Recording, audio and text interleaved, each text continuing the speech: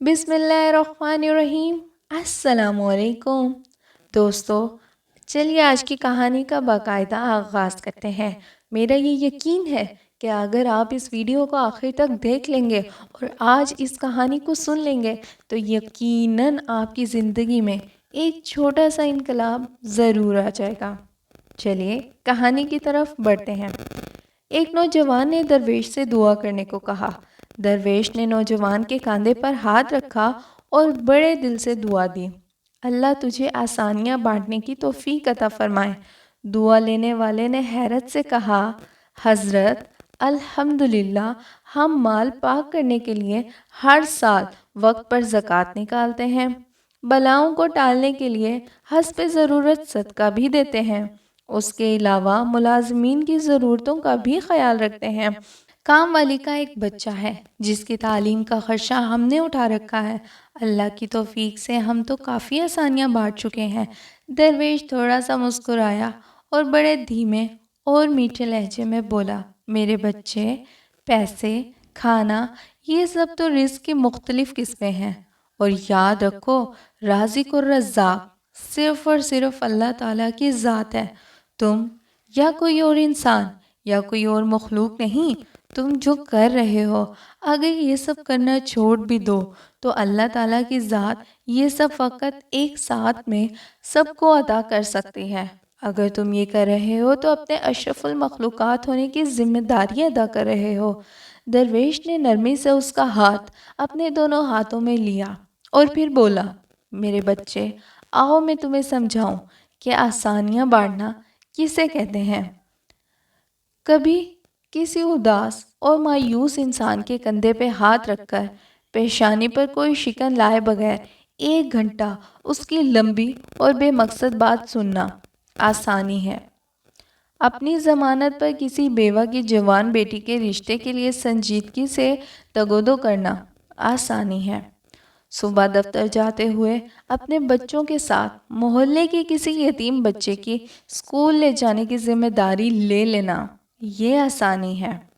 اگر تم کسی کے گھر داماد یا بہنوئی بنو تو خود کو سسرال میں خاص اور افضل نہ سمجھنا، یہ بھی آسانی ہے۔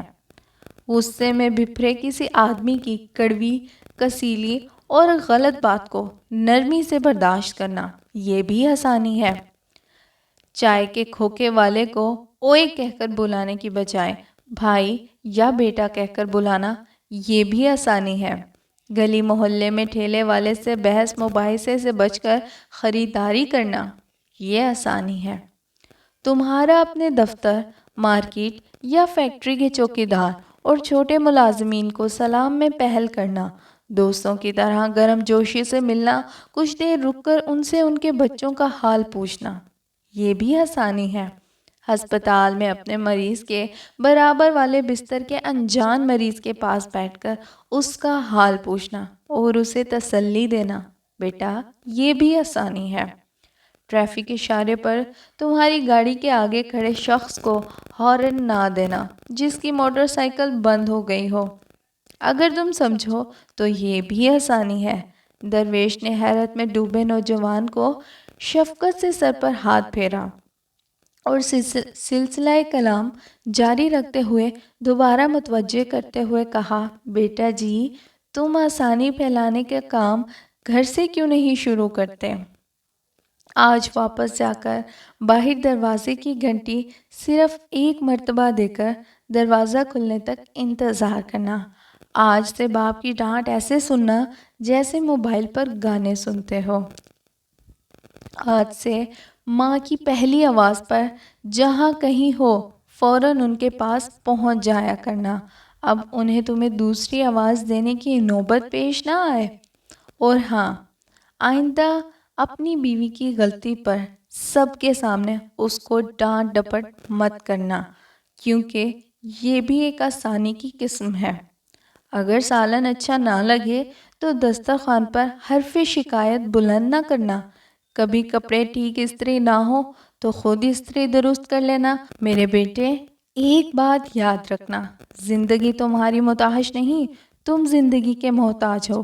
منزل کی فکر چھوڑو، اپنا اور دوسروں کا راستہ آسان بناؤ، انشاءاللہ تعالی اللہ منزل خود ہی آسان کر دے گا اور منزل مل جائے گی۔ حاصل کلام آئیں صدقے دل سے دعا کریں کہ اللہ تعالی ہم سب کو آسانیاں بانٹنے کی توفیق عطا فرمائے، آمین ثم آمین۔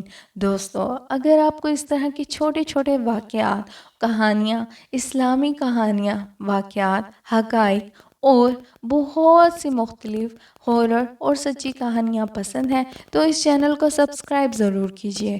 پھر ملیں گے نیکسٹ ویڈیو میں، تب تک کے لیے اپنا خیال رکھیے، خوش رہیے، خوشیاں بانٹیے، ماں باپ کا خیال رکھیے اور میرے چینل کے ساتھ جڑے رہیے۔ اللہ حافظ۔